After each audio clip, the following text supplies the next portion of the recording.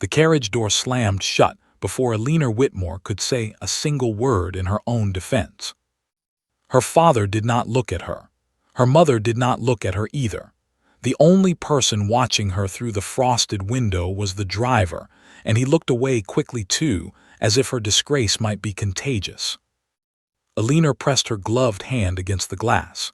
Inside the house behind her, candles still burned in the drawing room where, an hour earlier, she had corrected a guest of noble rank in front of 40 people. She had not meant to humiliate him.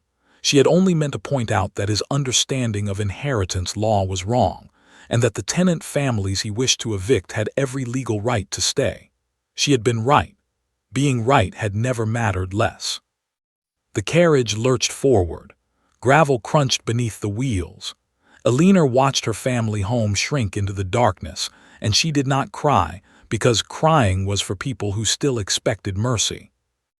Her mother's voice from earlier still rang in her ears. "You embarrass us. You correct men who could have kept this family afloat for a generation. No lord wants a wife who argues. No lord wants a wife who is right more often than he is." Alina closed her eyes and let the rhythm of the road settle into her bones. She was 19 years old, exiled from her own household, sent to a countryside manor she had visited only once as a child. Her aunt lived there. Her aunt, according to family legend, was even less agreeable than Alina herself. The journey took 2 full days. By the time the carriage rolled up the narrow lane toward Fenwick Hall, rain had begun to fall in thin, cold lines against the windows. The house rose out of the mist like something that had given up trying to look welcoming. Ivy climbed one side of the stone wall in a way that suggested nobody had bothered to stop it. A single light burned in an upstairs window. The door opened before Alina had even stepped down from the carriage. Her Aunt Margaret stood in the frame, arms crossed, silver hair pulled back so tightly it looked as though it might be holding her opinions in place by force alone. "So Margaret said, they finally sent you." Alina lifted her chin. "They said I embarrassed them." Margaret's mouth twitched, not quite a smile. "Good. Come in before you catch your death standing there proving a point to no one." The inside of Fenwick Hall smelled of old paper and wood smoke. Bookshelves lined nearly every wall, crowded and uneven, as if organized by someone who valued reading over tidiness. Alina felt something in her chest loosen slightly for the first time in 2 days. Margaret led her to a small sitting room and poured tea without asking whether Alina wanted it. "Your mother wrote to me," Margaret said, 4 pages. "Do you know what took up 3 of them?" Alina shook her head. "Complaints about your tongue, not your character, not your kindness, which she did mention exists buried somewhere in paragraph 2. Your tongue, as though you are a weapon that went off in the wrong room." "I only told the truth," Alina said. "That is usually the problem, isn't it?" Margaret replied, and this time she did smile, though there was something tired behind it. Truth has terrible timing. It never announces itself politely. It simply arrives and ruins the evening. Alina wrapped both hands around her teacup. "And what happens to me now? Am I to sit here until I forget how to think?" Margaret studied her for a long moment. "You are here because your parents want you quiet until this scandal fades and some desperate lord agrees to overlook your opinions for the sake of your dowry. That is their plan. It is a poor plan. I have never been fond of it." "Then what is your plan?" Margaret set down her own cup with a small, decisive clink. "My plan is that you will read every book in this house, argue with me at every meal, and remind yourself that being intelligent was never the crime. Being intelligent in front of the wrong people was the crime. There is a difference, and you had better learn it quickly, because the neighbors here are not the forgiving sort either." Alina almost laughed. It surprised her how close the sound came to escaping. "There is a neighbor," Margaret went on, watching her carefully now, "that you will want to avoid entirely." "Who?" "The Duke of Ashcombe. Young, cold as a winter well, keeps to himself on the estate bordering mine, and has not attended a single social gathering in this county in 3 years. Rumor says his heart froze over after some broken engagement nobody speaks of directly. Rumor also says he is the sharpest mind in the region, which is precisely why you are going to want to prove yourself against him the moment you hear his name, and precisely why you should not. Elinor said nothing, but something in her had already caught fire at the description. A sharp mind, a cold man, a mystery nobody would explain. She told herself she would stay far away from Ashcombe Land. She did not believe herself even as she thought it. The first weeks at Fenwick Hall passed in a strange, steady rhythm. Elinor woke early, read until her eyes ached, and argued with her aunt over breakfast about everything from poetry to property law. Margaret did not soften her opinions for Elinor's comfort, and Elinor found, to her own surprise, that she preferred it that way. There was no performance required here, no careful smallness, no swallowing a correct answer because a room full of people expected silence instead. It was on a gray morning in her 3rd week that Elinor first crossed onto land that was not her aunt's. She had gone walking along the river path, following it further than she meant to, chasing the sound of rushing water because it was louder and more honest than her own thoughts. The path curved past a low stone wall, and beyond the wall stood a house far grander than Fenwick Hall, its windows tall and dark, its gardens trimmed with a precision that suggested someone inside cared deeply about control. Elinor knew immediately whose land this was. She should have turned back. Instead, she climbed the low wall, because the wildflowers on the other side looked exactly like the ones described in a botany book she had been reading, and she wanted to see if the petals truly curled the way the illustration claimed. She was kneeling in the grass, turning a white flower gently between her fingers, when a voice spoke behind her, flat and unimpressed. "That is private land." Elinor did not startle. She had trained herself over many arguments never to startle, because startling looked like weakness and weakness invited correction.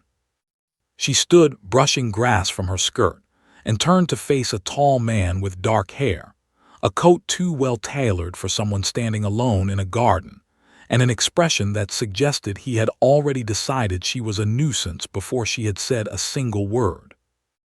"I was studying the flower," Elinor said.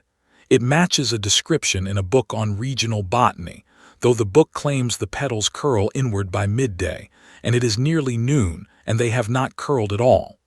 I believe the author was simply wrong." The man's eyebrows lifted slightly. "That is not an apology." "No," Elinor agreed. "It was an explanation.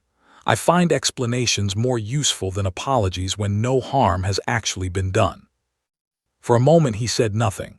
Then, unexpectedly, something shifted in his face, not quite a smile but a loosening, the way ice loosens before it cracks. "You are the niece," he said, "staying with Mrs. Whitmore." "I am." "The one who insulted a viscount over inheritance law in front of half of London." "I corrected a viscount," Elinor said. "He simply did not enjoy being corrected in front of people." The man studied her the way one studies a puzzle that has suddenly become interesting. "I am told you were sent away for it." "I was sent away for being right at an inconvenient moment," Elinor said. "Apparently that is a greater offense than being wrong at a convenient one." He did not respond immediately. Rain began to fall again, thin and persistent, the kind that soaked through wool before anyone noticed. Neither of them moved toward shelter. "You should return to your side of the wall," he said finally, though his voice had lost its earlier edge. Elinor lifted the white flower she still held. "May I keep this?" "It is a weed," he said. "Take as many as you like." She turned to go, climbing back over the low stone wall with far less grace than she would have liked, and it was only once she reached the river path again that she realized she had never learned his name, and he had never asked for hers. She did not need to ask her aunt who he was. She already knew. The Duke of Ashcombe had just told her to leave his land, and Elinor Whitmore, for reasons she refused to examine too closely. Could not stop thinking about the way his expression had cracked open for half a second before he shut it again. That night, lying awake in the narrow guest bedroom at Fenwick Hall, she told herself firmly that it meant nothing. He was cold, exactly as her aunt had warned. He had ordered her off his land. He had called her flower a weed. And yet she kept the flower anyway, pressed carefully between the pages of her botany book, right beside the paragraph that had been wrong about how it curled. Rain tapped softly against her window long into the night, and somewhere beyond the river, in a grand house with too many dark windows, a man who had not smiled in 3 years sat awake as well, turning over the memory of a woman who had not apologized for anything at all. 3 days after the encounter by the river, a letter arrived at Fenwick Hall addressed not to Margaret, but to Alina directly. The handwriting was sharp and economical, no unnecessary curls, no wasted ink. You claimed the botany text was wrong about the flower. I checked 3 other sources. You were correct. I dislike being wrong more than most men, but I dislike inaccuracy more than being wrong, so I am willing to admit it. If you wish to argue about something else, I keep a reasonably stocked library and Tuesday afternoons free. Julian, Duke of Ashcombe. Alina read the letter twice, then a third time, sitting very still at the small writing desk in her room while rain streaked the window glass. She had expected many things from her strange encounter by the wall. A summons from a constable for trespassing seemed likely. An icy silence seemed more likely still. She had not expected an invitation. She brought the letter down to breakfast and set it beside her aunt's teacup without a word. Margaret read it, then looked up with an expression Alina could not quite name. "Careful," she said. "That man has not written a personal letter to anyone in this county in 3 years.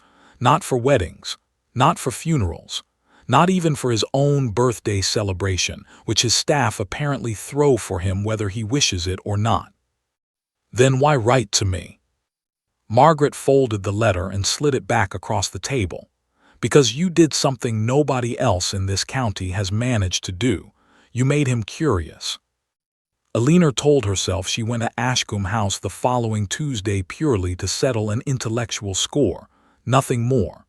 She told herself this while choosing her second-best dress, then her best dress, then changing back to her second-best because arriving overdressed would suggest she cared how she appeared, and she did not, she told herself firmly, care at all. The library at Ashcombe House was larger than any room Alina had stood in outside of a public institution. Shelves rose to a ceiling painted with faded clouds, and a ladder on brass rails ran along one wall, positioned as though someone actually used it rather than kept it for decoration. Julian stood near the far window when she entered, a ledger open on the table before him, though he was not looking at it. He looked instead, faintly surprised that she had actually come. "You doubted I would arrive," Alina said. "I doubted many things," he answered. "That was simply one of them." For the next 2 hours they argued, not the polite, decorative disagreement Alina had learned to perform in drawing rooms, where a woman offered an opinion gently and then apologized for having offered it at all. This was something else entirely. Julian challenged her reasoning on trade law, and she dismantled his assumptions about tenant rights, and he countered with a point about regional harvest yields that she had not considered, and she found herself leaning forward across the table rather than sitting back the way she had been taught. He did not soften his arguments because she was a woman. He did not concede points out of courtesy. When she was right, he said so flatly, almost with irritation, as though her correctness personally inconvenienced him. When she was wrong, he told her exactly why, without cushioning the blow in gentle language. It was, Alina realized somewhere in the second hour, the first real conversation she had enjoyed in over a year. "You are frowning," Julian observed at one point, setting down the ledger. "Have I said something objectionable?" "No," Alina said. I am simply trying to determine why arguing with you is more enjoyable than being agreed with by anyone else I have ever met."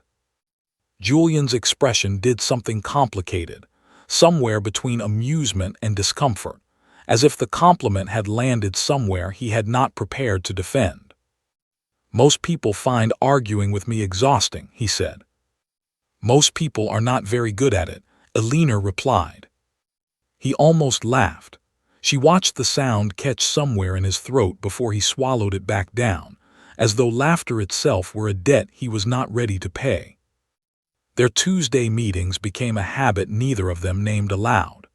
Elena would walk the river path each week, climb the low stone wall, and find Julian already waiting, sometimes with tea prepared, sometimes with a stack of books he had pulled aside specifically, because he thought she would enjoy dismantling their arguments. Margaret said nothing about the growing frequency of these visits, though Elena noticed her aunt watching her more closely each time she returned, cheeks flushed from the walk, eyes brighter than they had been in weeks.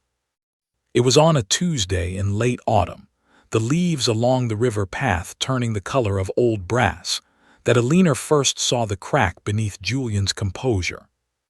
They had been discussing a court case, something about broken contracts and disputed inheritance, when Elena made an offhand comment about promises made carelessly and broken without consequence. Julian's hand stilled on the ledger. The library, which had been warm with argument only a moment before, went suddenly and completely silent. Elena watched something pass behind his eyes, quick and dark, gone almost before she registered it. He closed the ledger with more force than the moment required. "Some promises," he said, his voice carefully level, "deserve to be broken. It is simply unfortunate when a person learns that lesson only after they have already trusted the wrong hands with something valuable." Elena did not ask what he meant. She recognized, somehow, that asking directly would close a door that had only just begun to open. Instead she said, quietly, "Trust is a foolish thing to offer anyone who has not earned it slowly." Julian looked at her for a long moment, something unreadable moving across his face. "Yes," he said finally, "it is." He did not explain further, and Elena did not press.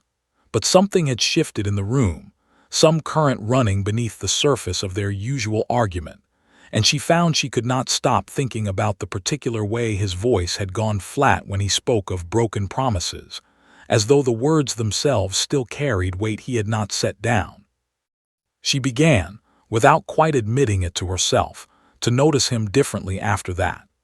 The way his jaw tightened when a servant mentioned an upcoming social event he had no intention of attending. The way he avoided any mention of London entirely, redirecting every conversation that drifted too close to the city as though it were a wound he kept carefully bandaged. The way, once, she caught him watching her across the library with an expression that had nothing to do with ledgers or arguments at all, an expression he quickly smoothed away the moment he realized she had seen it. Word of Elena's regular visits to Ashcombe House eventually reached beyond Fenwick Hall's walls, as such things in small counties always do. A neighboring family mentioned it at a dinner party. The dinner party guest mentioned it in a letter to a cousin in London. The cousin, unfortunately, was well acquainted with Elena's mother. The letter that arrived at Fenwick Hall 3 weeks later was not from Julian. Elena recognized her mother's handwriting immediately, the same tight, anxious script that had signed off on her exile only months before. She opened it standing in the hallway, still wearing her coat from the walk home. "We hear you have taken to visiting the Duke of Ashcombe with alarming regularity. Do not embarrass this family further. A duke does not marry a girl already known across 2 counties for arguing with her betters. Whatever foolish hope you are nursing, abandon it now, before he abandons you first and the story reaches London before you do." Elena read the letter twice. Then she folded it precisely in half, then in half again, and set it on the hallway table with the same care one might use setting down something fragile and unwanted. Margaret found her there several minutes later, still staring at the folded paper. "They are afraid," Margaret said gently, reading the situation without needing to read the letter itself. "Afraid you will be hurt again, or afraid you will succeed and remind them how wrong they were to send you away. Sometimes it is difficult to tell which fear runs deeper in a person like your mother." "Do you think they are right?" Elena asked, "that I am nursing a foolish hope?" Margaret considered this with the same careful attention she gave every genuine question. "I think," she said finally, "that you have spent your whole life being told that your mind was a problem to be managed. And I think you have found in that man's library the first place where your mind was simply allowed to exist without apology. Whether that becomes something more is not something I can answer for you, but I would not call it foolish. I would call it the first honest thing you have been permitted to want in a very long time." Elena did not visit Ashcombe House the following Tuesday. She told herself it was because of the rain, though the sky that day was perfectly clear. She stayed away the Tuesday after that as well, and the one following, filling the hollow hours instead with books she did not truly read and letters she did not truly finish writing. Margaret said nothing, though her silence carried its own particular weight, the kind that waits patiently for someone to admit what they already know.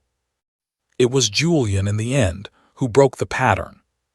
He arrived at Fenwick Hall unannounced on a Thursday afternoon, standing at the door in the same well-tailored coat, rain beginning to darken his shoulders, an expression on his face that Elena had never seen from him before, something almost unguarded.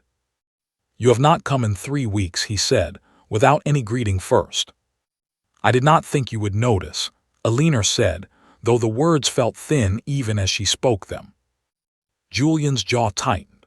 "I have noticed everything about you since the day you told me a botany book was wrong. I am simply not accustomed to admitting that I notice things. It is a habit I formed for reasons I am not yet ready to explain fully, and I understand if that is not sufficient. But I would rather stand in the rain being honest with you than remain dry and continue pretending your absence has not been unbearable." Elena stood in the doorway, one hand still resting on the frame, and felt something in her chest crack open in a way that had nothing to do with rain or arguments or ledgers at all. "Come inside," she said quietly, "before you catch your death standing there proving a point to no one." It was, she realized only after the words had left her mouth, the exact same thing her aunt had said to her on the night she arrived. Julian stepped through the door, and something in the house shifted, quiet and enormous, the way a room changes once someone finally admits why they came. Winter settled over the county slowly, frost creeping first along the edges of the river, then across the fields, until the walk between Fenwick Hall and Ashcombe House became a careful negotiation with ice rather than a simple stroll. Elena made the walk anyway, twice a week now instead of once, and Julian had taken to meeting her halfway, as though the distance between their two houses had become something he refused to let her cross alone. Their conversations had changed since the day he stood dripping in her aunt's doorway. The arguments remained, sharp and constant, because neither of them knew how to speak to each other any other way. But something else had grown alongside the arguing, quiet and steady, visible mostly in the small things. The way he now kept a second chair pulled close to his own at the library table, rather than across from it. The way he had begun, without announcing it, learning which teas she preferred and which she only drank out of politeness. The way, once, when she stumbled slightly on an icy patch of the path, his hand had caught her elbow and simply stayed there for the rest of the walk, neither of them mentioning it. Elena had never been touched with such careful attention in her life. Not by her parents, who touched her only to correct her posture, straighten her collar before public appearances. Not by any of the suitors paraded before her in London, who touched her hand only long enough to bow over it before returning their attention to whichever father held the more impressive dowry. Julian's hand at her elbow felt like something else entirely, something that asked nothing and offered steadiness simply, because steadiness was needed. It was on one such walk, the ground hard with frost beneath their boots, that Alina finally asked the question she had been circling for weeks. "You never speak of London," she said. "Not once, in all our conversations, have you mentioned the city by name, even when the topic drifts close enough that most people would mention it without thinking." Julian's steps did not slow, but something in his shoulders tightened, the same reaction she had noticed the first time the subject of broken promises had come up between them. "There is little worth mentioning," he said. "I do not believe you," Alina said gently. "I have watched you avoid a city for 3 months the way other men avoid debt collectors. That is not nothing. That is a very deliberate kind of nothing." Julian stopped walking entirely. The river beside them moved slower now, half frozen at its edges, dark water still churning beneath a thin skin of ice. "I was engaged once," he said finally, the words coming out flat and careful, like something he had rehearsed many times and never once said aloud. 3 years ago. Her name was Vivienne, daughter of an earl, well-regarded, well-spoken, everything a duke was expected to want in a wife. Alina said nothing. She had learned, in her months of visiting Ashcombe House, that Julian spoke most honestly when nobody rushed him toward the next sentence. "She did not want me," he continued. "She wanted the title. I did not understand the difference at the time, because nobody had ever taught me to look for it. 3 weeks before the wedding, I overheard her speaking to her mother about how tolerable I would become once she had access to the estate accounts and could arrange her own society in London without my presence required. She called me, in her exact words, a useful inconvenience."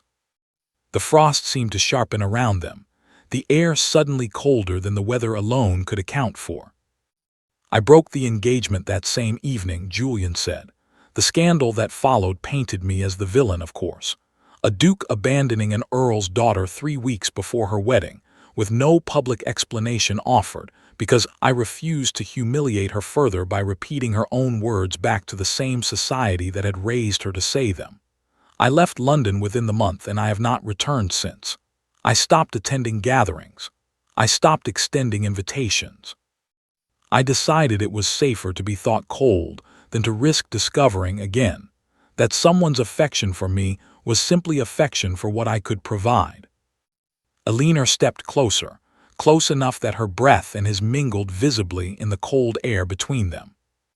"I have no interest in your title," she said quietly. "I have argued with you about tenant law and trade agreements and the alarming inaccuracy of botany texts. Not once, in any of those conversations, have I thought about what your title could offer me. I think about what your mind offers me. I think about how you are the first person who has ever let me be entirely myself without asking me to apologize for it afterward." Julian looked at her for a long moment, something raw and unguarded moving behind his eyes. "I know," he said. "That is precisely why I am frightened by how much I have come to need these Tuesdays with you." He did not kiss her that day.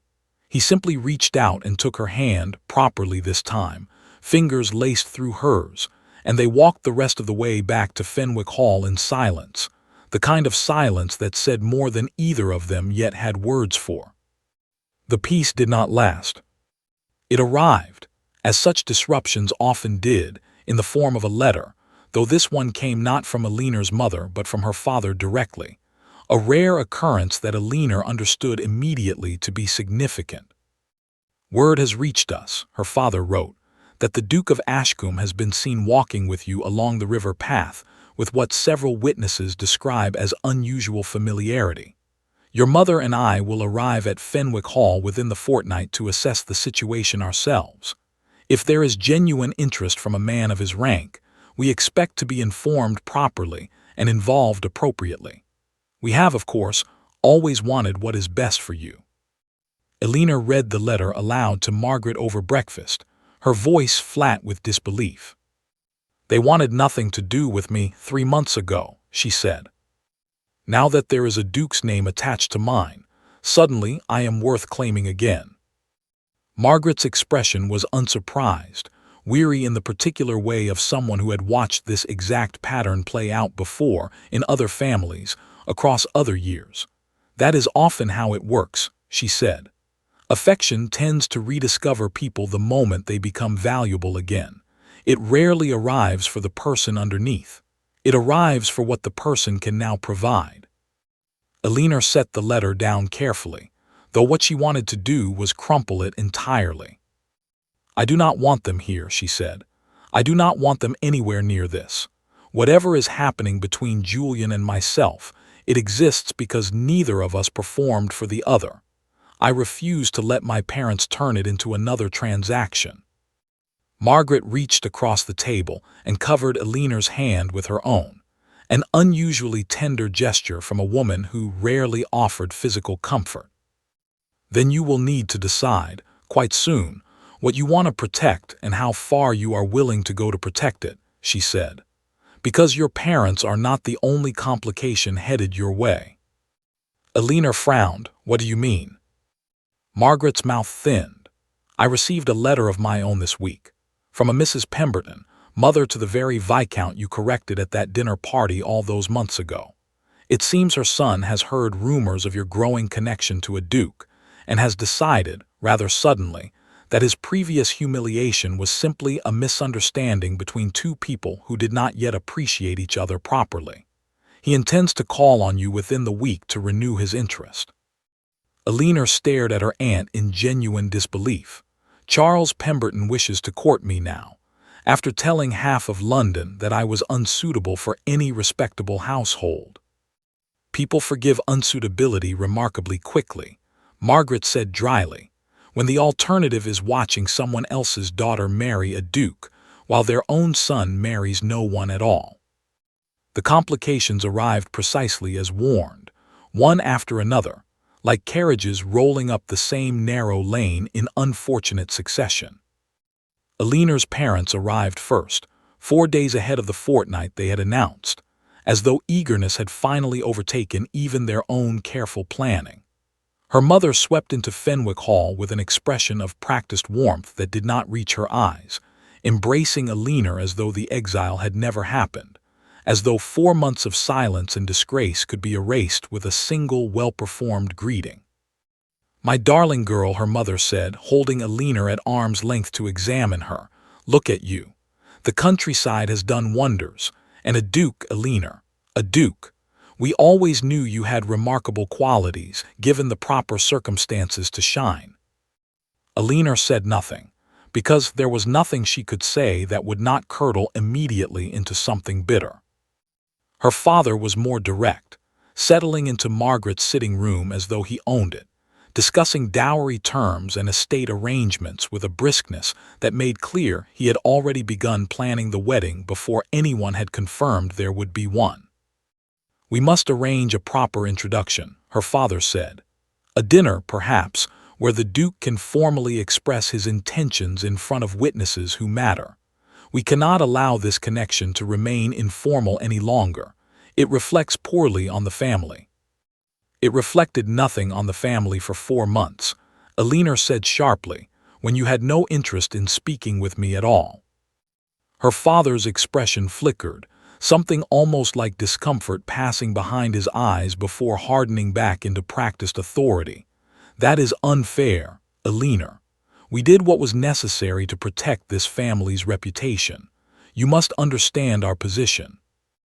"I understand it perfectly," Alina said.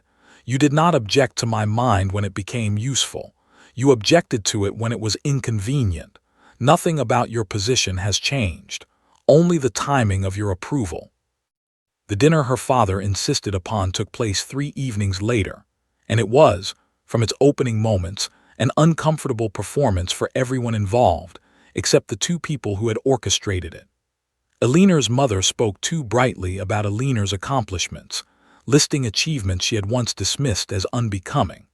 Her father spoke too directly about estate matters, angling every conversation toward practical arrangements a proper suitor might discuss with a prospective father-in-law. Julian, seated across the table, answered each question with a politeness so precise it bordered on frost, and Alina watched him retreat, slowly and visibly, back into the cold reserve she had spent months coaxing him out of. It was during dessert that Charles Pemberton arrived uninvited, having apparently learned of the dinner, and decided his presence was owed. "I heard there was a family gathering," Charles announced from the doorway, his smile wide and entirely unaware of how unwelcome it was. "I could not resist calling. Eleanor and I have unfinished business, after all, from that unfortunate evening in London. I have long regretted my harsh words that night. I hoped we might begin again, properly this time." The table went silent. Eleanor felt her face heat with something between embarrassment and fury. "There is no unfinished business," she said. "You called me unsuitable for polite society in front of 40 guests. I do not require your regret. I required, at the time, an apology which you never offered, and I no longer require anything from you at all." Charles's smile faltered, but he pressed forward anyway, turning his attention pointedly toward Julian. "Your Grace, I feel I should mention, for the sake of full disclosure, that Miss Whitmore's temper is rather more pronounced than her family lets on. I experienced it firsthand. I would not wish you to enter any arrangement without knowing the full truth of what you are acquiring." The room went colder than the winter outside. Julian set down his glass with deliberate, controlled precision. "I have spent 4 months in Miss Whitmore's company," he said, his voice quiet but carrying an edge sharp enough to cut glass. "I have witnessed her temper, her intelligence, her refusal to soften truth for the comfort of lesser minds, and every conversation I have had with her has left me more certain of her worth, not less. I would advise you, sir, to consider very carefully whether you wish to continue insulting the woman I intend to marry in front of her family and mine."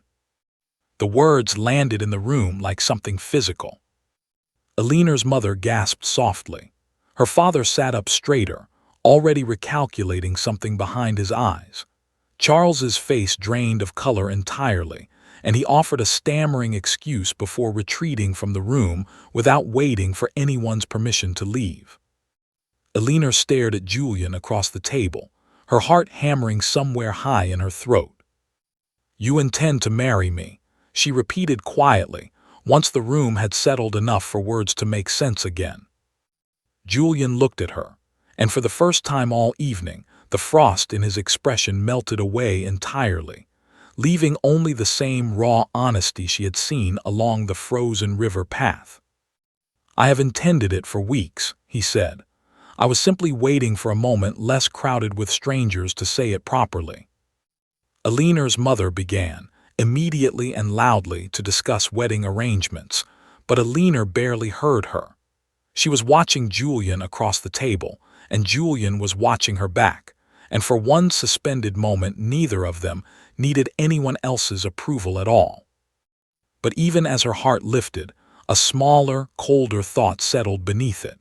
Her parents' sudden warmth, Charles Pemberton's convenient reappearance, the way everyone at the table now looked at her differently than they had 4 months ago, not because she had changed, but because a duke's interest had recalculated her worth in their eyes. Eleanor smiled at Julian across the table, but underneath the smile, a question had already taken root, one she knew she would need to answer honestly before she could accept anything he offered. Was she agreeing to marry a man who saw her clearly? Or was she simply becoming, once again, valuable enough for people to finally decide she deserved to be claimed? 2 days after the dinner, a formal invitation arrived from Ashcombe House, requesting Eleanor's presence in the library at 4 o'clock, addressed to her alone, with no mention of her parents at all. She walked the river path without her mother's watchful escort for the first time in a week, grateful for the solitude, for the cold air that cleared her head of the noise that had filled Fenwick Hall since her parents' arrival. Her mother had spent 2 full days discussing guest lists for a wedding that had not yet been formally requested. Her father had spent those same 2 days drafting letters to solicitors about settlements and estate arrangements, as though Eleanor herself were simply a clause to be finalized in a larger contract. She found Julian waiting exactly where he always waited, near the tall window overlooking the frozen garden, though today the ledger that usually occupied the table between them was nowhere in sight. "You look tired," he said, by way of greeting. "I am exhausted," Alina admitted. "My mother has selected 3 different fabrics for a wedding gown I have not agreed to wear, for a ceremony I have not agreed to attend, to marry a man who has not yet formally asked me anything at all." Something flickered across Julian's face, equal parts amusement and understanding. "Then let us correct that immediately," he said, and crossed the room to stand before her, close enough that she could see the small, unfamiliar nervousness beneath his usual composure. "I'm not skilled at this," he admitted. "I have watched other men perform proposals with poetry and rehearse speeches, and I have always found the performance somewhat dishonest, as though love required theater to be believed. I would rather simply tell you the truth. You are the only person who has ever made me feel less alone in a room full of people, and the only person who has ever made me feel entirely myself when we are alone together. I do not offer you a title, because I know you have never wanted one. I offer you a library that will always have a second chair pulled close to mine, and a mind that will never once ask you to be smaller than you are. Marry me, Alina, not because our families require it, because I cannot imagine another Tuesday without you." Alina felt something in her chest crack open entirely, warm and terrifying all at once. "Yes," she said before she had even finished thinking the word through. "Yes, I will marry you." Julian's hands came up to frame her face, gentle in a way that contradicted every cold rumor the county had ever whispered about him, and he kissed her there in the library, slow and certain, as though he had been waiting months to finally stop holding himself back. For a moment, everything outside that room ceased to exist entirely. The moment did not last. News of the engagement spread through the county within a day, and Fenwick Hall transformed almost overnight into a staging ground for wedding preparations Alina had barely agreed to. Her mother arrived at breakfast the following morning, with a stack of correspondence already prepared for approval, invitations addressed to families Alina had never met, seating arrangements organized around social rank rather than any consideration of who might actually enjoy sitting beside whom. "We must move quickly," her mother said, spreading papers across the table with brisk efficiency, "before the season begins properly, so that all of London understands the engagement is settled and no other family attempts to interfere. I have already written to 3 modistes about the gown." "I have not chosen a gown," Alina said. "There is no time for extensive choosing," her mother replied, waving the objection away as though it were a minor inconvenience rather than Alina's own wedding. "A duke's bride must be dressed appropriately. We cannot leave such matters to chance." Her father, meanwhile, had taken to visiting Ashcombe House directly, discussing settlement terms with Julian's solicitor, without extending Alina the courtesy of informing her what exactly was being negotiated on her behalf. When she finally confronted him about it, he seemed genuinely confused by her objection. "These are simply practical matters," he said, "matters of estate and inheritance. You need not concern yourself with the details. That is what fathers and solicitors are for." "These are matters concerning my own marriage," Alina said, her voice rising despite her effort to remain measured. "I would appreciate being informed, at minimum, of what is being decided about my future." Her father's expression hardened slightly. "You are marrying a duke, Alina. This is precisely the outcome we hoped for when we sent you away, though I admit we did not expect it to arrive quite this quickly. I would think you might show a bit more gratitude and a bit less argument for once." The word gratitude settled in Alina's stomach like something sour. She found Julian later that same afternoon in his library, and something in her expression must have betrayed the turmoil beneath it, because he set aside the papers he had been reviewing immediately and gave her his full attention. "My father called this the outcome he hoped for when he sent me away," she said, the words coming out sharper than she intended, as though my exile was simply a strategy that finally paid off, as though every humiliation I endured over the past 4 months was worthwhile because it eventually produced a duke's proposal. Julian's jaw tightened, the same reaction she had seen when he spoke of his own broken engagement, recognition passing behind his eyes. "That is not what this is," he said quietly. "I know that," Elinor said. "I know what this is between us, but I am beginning to wonder whether my family will ever understand the difference. Whether, to them, I will always simply be a piece that finally landed on the correct square of the board. I do not want to walk into a marriage that my parents treat as validation for having discarded me in the first place." Julian reached for her hand, holding it with the same careful steadiness he had shown along the frozen river. "Then do not let them define what this marriage means," he said. "Define it yourself. I did not propose to please your father's solicitors or your mother's guest lists. I proposed because I cannot imagine my library without your voice arguing in it. Whatever your parents believe they have accomplished, it changes nothing about what actually exists between us." Elinor wanted to believe him entirely, and mostly she did. But a smaller, quieter fear had settled into her thoughts and refused to leave. If she married Julian now, swept forward by her parents' sudden enthusiasm, would she ever be certain the choice had been fully her own? Or would some part of her always wonder whether she had simply been carried along by momentum, by family pressure, by the sheer velocity of everyone else's excitement, rather than choosing this deliberately with clear eyes on her own terms? The complication that finally forced the question arrived 3 days later, in the form of a letter from London, addressed to Julian, sealed with a crest Elinor did not recognize.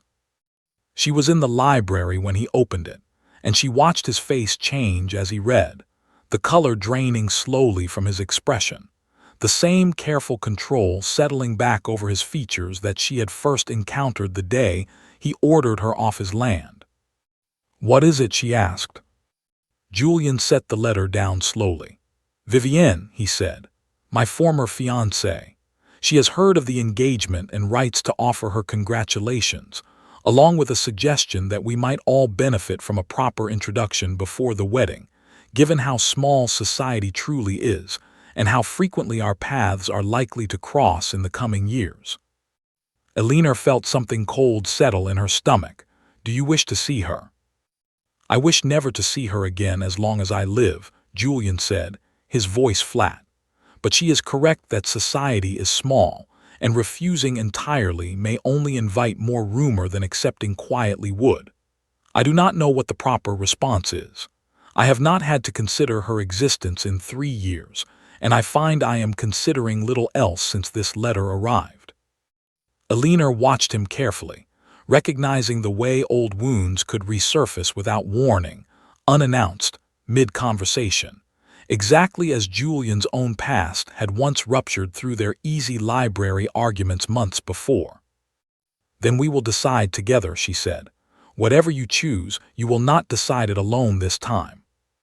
Julian looked at her, something fragile and grateful passing behind his eyes, and for a moment neither of them spoke, the weight of the letter settling quietly between them, unresolved, the way certain things simply had to sit before they could be faced directly. That evening, alone in her room at Fenwick Hall, Elinor sat by the window and watched frost gather slowly across the glass, and she allowed herself, finally, to ask the question she had been avoiding since her parents' arrival. Did she want this marriage because Julian saw her clearly, argued with her honestly, and made her feel, for the first time in her life, entirely unashamed of her own mind?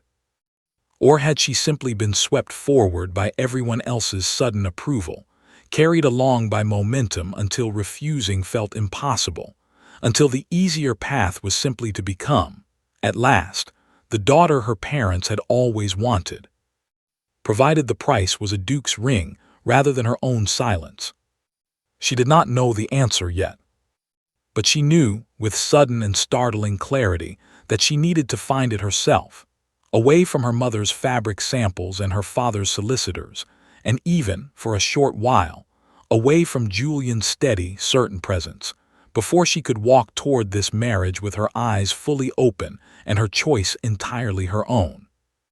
Alina left Fenwick Hall before dawn the next morning, walking not toward the river path, but in the opposite direction, along a narrow trail through the woods that Margaret had once shown her during her first lonely week in the countryside. The frost had thickened overnight, coating every branch in pale silver, and the silence out there, away from wedding lists and solicitors and letters bearing unfamiliar crests, felt like the first honest quiet she had experienced in weeks. She walked until her thoughts settled into something she could finally examine clearly. She thought of her mother, folding fabric samples across the breakfast table as though Alina's wedding were simply another opportunity to repair a reputation the family itself had damaged. She thought of her father, negotiating settlement terms with a solicitor while Alina sat, uninformed, in the next room, as though her future were a business arrangement requiring her consent only in the final signature. She thought, too, of gratitude, the word her father had used so carelessly, as though 4 months of exile were simply an investment that had finally yielded acceptable returns. And then she thought of Julian, not the Duke her parents now paraded before their acquaintances, not the title that had suddenly made her valuable again in their eyes, but the man who had stood dripping in her aunt's doorway, admitting an unbearable truth rather than remaining comfortably dry and silent. The man who had defended her at a crowded dinner table without hesitation. The man who had said, quietly and without performance, that he could not imagine another Tuesday without her. She thought of the letter from Vivienne, and the way old wounds could rupture through even the steadiest surface without warning, and she understood, finally, that her fear was not truly about Julian at all. Her fear was that she would never be certain her own choices were entirely her own, so long as her parents stood behind every decision, ready to claim credit for whatever worked and distance themselves from whatever did not. By the time she returned to Fenwick Hall, the sun had fully risen, and her resolve had settled into something calm and unshakable.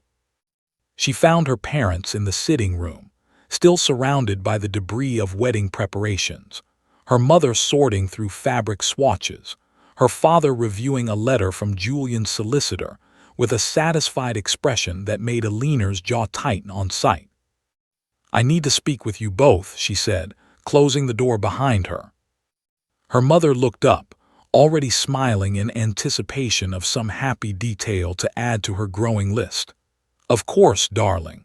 Have you decided on the ivory silk, or would you prefer the pale blue for the—" "I have decided nothing about fabric," Alina said. "I have decided something far more important." Something in her tone finally silenced the room. Her father set down the solicitor's letter slowly. "For 4 months," Alina continued, "you did not write to me. Not once. Not to ask whether I was well, not to ask whether Aunt Margaret treated me kindly, not even to inquire whether I had adjusted to a life you exiled me into for the crime of correcting a viscount's mathematics. I existed, to you both, as an embarrassment to be managed from a distance. And then a duke expressed interest, and within days I became your darling girl again. Suddenly my mind, the very thing you sent me away for possessing, became a quality worth celebrating, because it had produced a result you approved of." Her mother opened her mouth to protest, but Alina continued before the words could form. "I do not say this to wound you," she said, her voice steady despite the trembling she felt beneath it. "I say this because I need you to understand something clearly before this wedding proceeds any further. I am not marrying Julian to repair this family's reputation. I am not marrying him to provide you both with a fashionable connection to boast of at your next gathering. I am marrying him because he is the first person, outside of Aunt Margaret, who has ever valued my mind rather than asking me to apologize for it. If you cannot celebrate that reason, then I would rather you not attend the wedding at all, than stand beside me pretending gratitude I do not actually feel toward the family that abandoned me first." The silence that followed stretched long and uncomfortable. Her mother's eyes had gone glassy, though whether from genuine emotion or simple embarrassment, Alina could not entirely tell. Her father's expression had shifted through several stages: defensiveness, discomfort, and finally something that resembled, faintly, shame. "We did what we believed was necessary," her father said quietly at last. "Perhaps we were wrong in how we did it." "You were wrong," Alina said simply, "but I am not asking for an apology today. I am asking for honesty going forward. If you wish to remain part of my life after this wedding, it will be because you value me, not because a duke's name now sits beside mine. That is the only arrangement I am willing to accept." Her mother reached across the table, hesitant, and took Alina's hand in her own, an unfamiliar gesture that felt more genuine than any warm greeting she had offered since arriving at Fenwick Hall. "I am sorry," her mother said, and for the first time the words sounded entirely unrehearsed. "I let my fear of what others thought matter more than what you needed from me. I do not know how to undo that, but I would like to try, if you will permit it." Alina felt something in her chest loosen, not fully healed, but no longer as tightly wounded as it had been. "We can try together," she said, slowly, on honest terms. The conversation with her parents did not resolve everything between them, not entirely, not in a single afternoon. But it shifted something fundamental, the beginning of a relationship built on truth rather than performance, and Alina walked away from that sitting room feeling lighter than she had in 4 months. The matter of Vivienne resolved itself with far less drama than Alina had feared. Julian responded to the letter with a brief, formal reply, declining any introduction before the wedding and stating plainly that his engagement to Alina required no additional validation from anyone outside the two people directly involved in it. Vivienne did not write again. Whatever curiosity or performance had prompted her original letter apparently found no satisfaction in silence, and the matter dissolved quietly into the same past Julian had spent 3 years trying to leave behind. Alina returned to Ashcombe House the following Tuesday, walking the familiar river path alone, the frost beneath her boots crunching in the same steady rhythm it always had. She found Julian in the library, exactly where he always waited, though something in his posture suggested he had been anxious about her absence over the previous days. "I needed to walk somewhere alone," she said, settling into the chair he had long ago pulled close to his own, "to decide, clearly, whether I was choosing this marriage for myself, or simply allowing myself to be carried toward it by everyone else's excitement." Julian's expression tightened slightly, bracing for whatever answer might follow. "And what did you decide?" he asked quietly. Alina reached across the small distance between their chairs and took his hand, lacing her fingers through his the same way he had done along the frozen river weeks before. "I decided that I have never once, in all our arguments, wanted anything from you except your honesty and your attention, both of which you have given freely, without ever once asking me to be smaller in exchange," she said. "I decided that this choice belongs entirely to me, and that I am making it with completely open eyes. Yes, Julian, I still wish to marry you, not because my parents approve now, and not because society has decided I am suddenly valuable enough to be claimed. Because you are the only person who has ever let me simply exist as I am." Julian's shoulders released a tension Alina had not fully realized he was carrying, and he lifted her hand to his lips, pressing a slow, deliberate kiss against her knuckles. "Then let us stop waiting for anyone else's approval entirely," he said, "and marry on our own terms."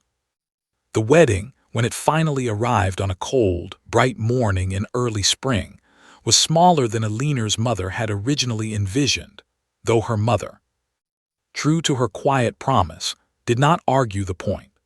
The guest list included Margaret, seated proudly in the front row, and a small gathering of friends and tenants from both estates, people who had actually known Alina and Julian during their long months of Tuesday arguments, rather than distant acquaintances invited purely for social display.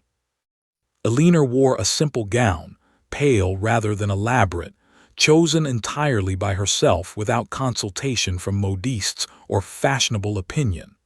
She walked down the aisle of the small county church on her own decision, her father beside her only because she had asked him to be there, not because tradition demanded it. Julian waited at the altar in the same well-tailored coat she remembered from their very first encounter by the low stone wall, though his expression now held none of the cold guardedness that had once greeted her trespass onto his land. He watched her approach with an openness that made the entire congregation seem to disappear around them, until it felt, for a suspended moment, as though only the two of them existed in the room at all.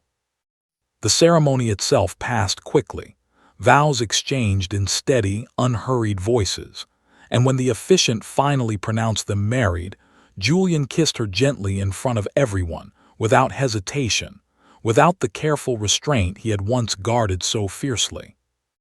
The celebration afterward was warm and unpretentious, held in the Ashcombe House gardens despite the lingering chill, string musicians playing softly while guests wandered among the same wildflower beds, where Elinor had first knelt to examine a stubborn white flower that refused to curl the way her botany book had claimed.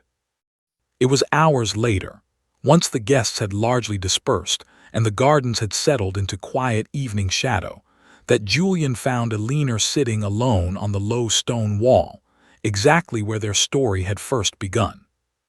"You are hiding," he observed, settling beside her. "I am resting," Elinor corrected. "There is a difference, and you of all people should know it by now." Julian smiled, an easy, unguarded expression that would have seemed impossible from him 3 seasons earlier. He reached into his coat and withdrew a small, worn book, setting it gently in her lap. "I found an error in this text," he said. "A claim about tidal patterns along the northern coast that I believe to be entirely wrong. I thought you might enjoy arguing about it with me before the evening ends." Elinor looked down at the book, then up at her husband, feeling something warm and certain settle permanently into place within her chest. "Show me," she said, and opened the first page, already preparing her counterargument. Somewhere beyond the garden wall, the last of the wedding guests made their way home through the gathering dusk, carrying stories of a duke who had finally found his match, and a young woman once sent away for being too intelligent, who had returned to prove that her mind had never been the flaw at all. It had simply been waiting all along for someone worth arguing with.